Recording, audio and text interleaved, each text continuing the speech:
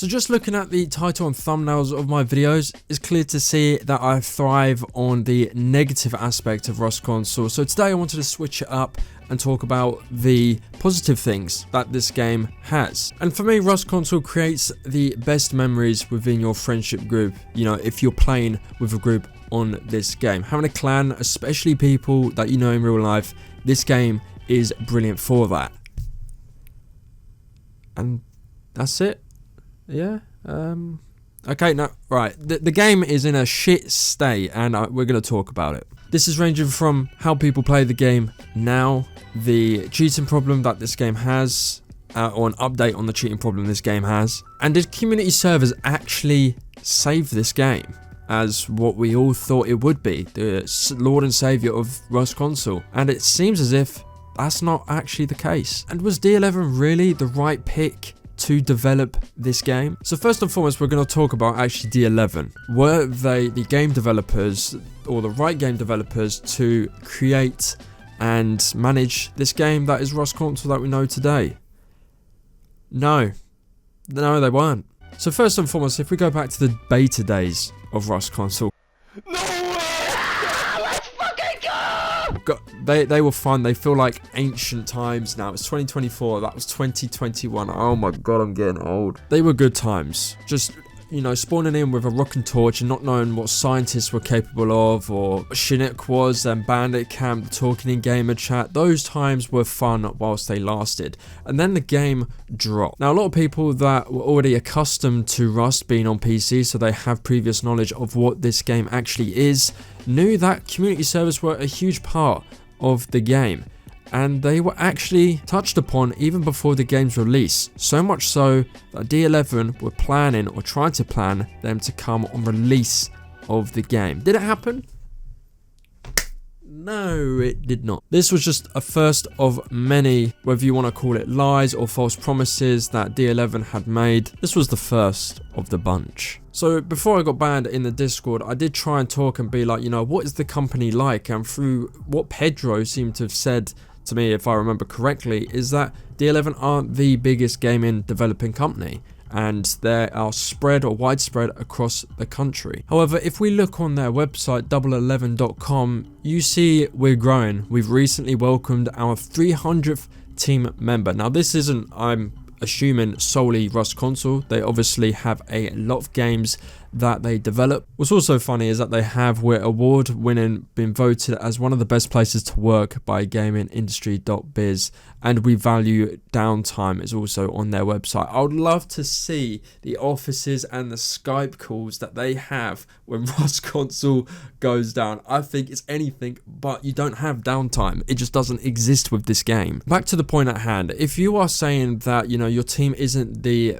biggest of teams when it comes to developing a game, why take on a project that is so demanding that even Facepunch, the developers of PC Rust, said that it really isn't possible for it to come to console? Now, obviously, they did say that, and it's good that D11 have brought it to console, but it seems as if a small team, or not the biggest of teams that can develop games, have brought Rust to console, was it really that impossible? Either 11 have done a really good job, or Facepunch was just waffling and they didn't really have a clue on what they were talking about when it comes to console gaming, as they are specifically on PC. However, if we look back and reflect on the glitches that Rust Console have had, most notably the boat glitch, which lasted for over a year and a half.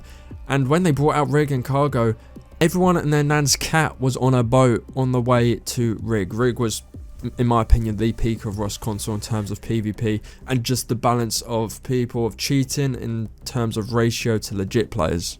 My short answer, D11 in my opinion wasn't the best pick to take on a project like Rust Console. There's a lot of things, as you can say, that they're trying to do their best. Now, whilst yes, we should have a bit of patience in terms of the community having a little bit of faith in D11 to pull stuff off, which they have done in the past. Granted, they've pulled off some really good things when it comes to Rust and the capabilities of this game. However, they're not doing it from scratch. They are taking and porting it from the PC side and then having to work on it. If they were doing it from scratch, it would be a completely different story as to where the game is right now. The point I'm getting at is this company is playing with money.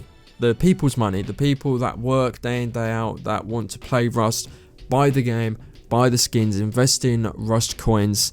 You know, it's not simply good enough to say that you have to be patient, especially for a glitch that was over a year and a half in the game. And, you know, people paid for this.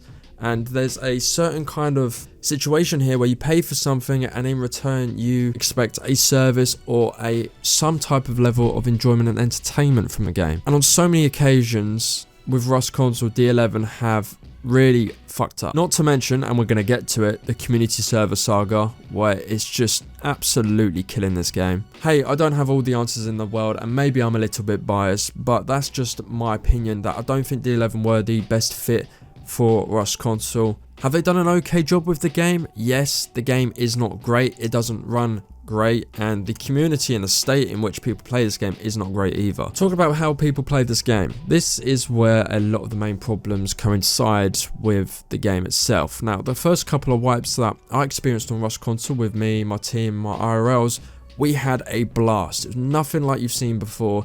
First time playing this game, you just had a great time with friends and a great experience, whether it be doing all-nighters, sitting up doing turrets, building the base, offline watch, you name it, we've done it. Looking back at it now, it was fun. Would we ever do it again? No. Yeah, this game does make you do that quite a lot. And it would be about threats and, you know, raiding bases, offlining, PvP. Now it's just solely PvP, how many TikTok followers you have, and hip firing on a mouse and keyboard. That pretty much is what this game is now. There's very little teams I run into that still play how we played a couple years back, and that's, you know, that's obviously fair enough. This game's been out for just over 2 years now. It's expected that people are going to play the game differently, but it's not a survival based game anymore. I mean, when Tees were brought out, as I've already said in a previous video, Tees basically made it OP for you to make a huge base. So that's already half the graph done for you, and then a lot of the graph is learning recoil.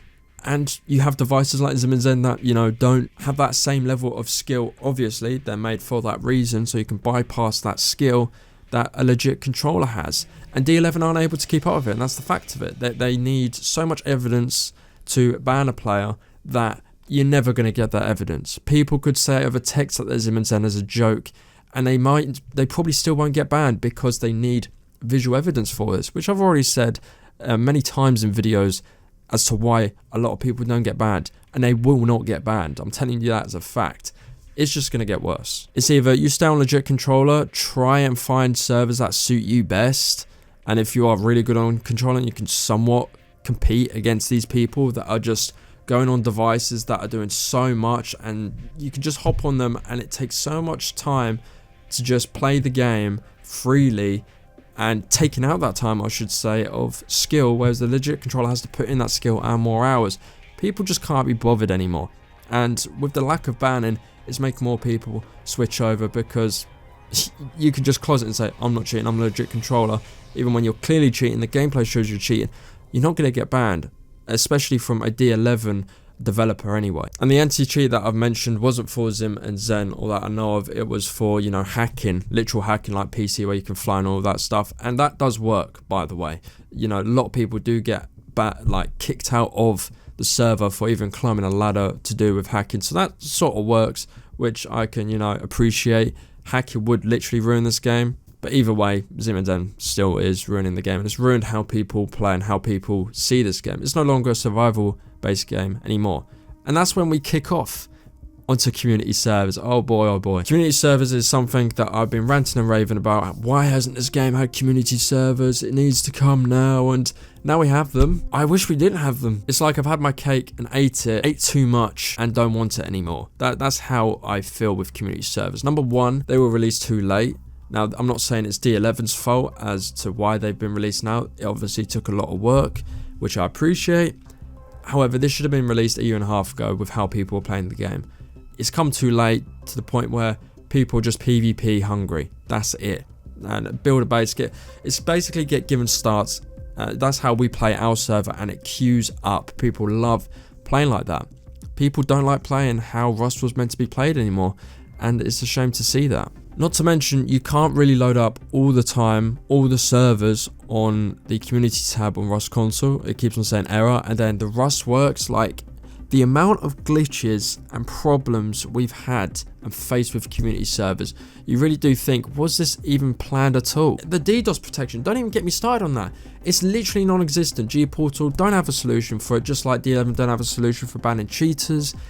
It's just in a shit state right now. It's in a shambles. And I doubt those things or issues are going to get fixed anytime soon. I've been speaking to people from Nova, who host a pretty much the most popular US clan server, that get hit daily, just as much as, you know, Warfare servers do.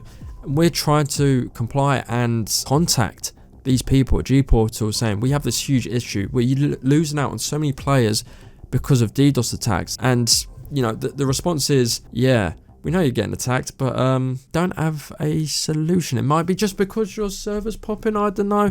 No, my server is not going down because it's queued to 30 and over 100. It's because someone can easily just DOS it and hit it off. And as well, the community is so widespread now, which I said from the start, it'd be so widespread. I thought originally community servers were going to be held by D11. You'd have solo, duo, trio, EU, and in basically every region, and people would play like that, which is, I would have thought, run really well. However, everyone's been given servers.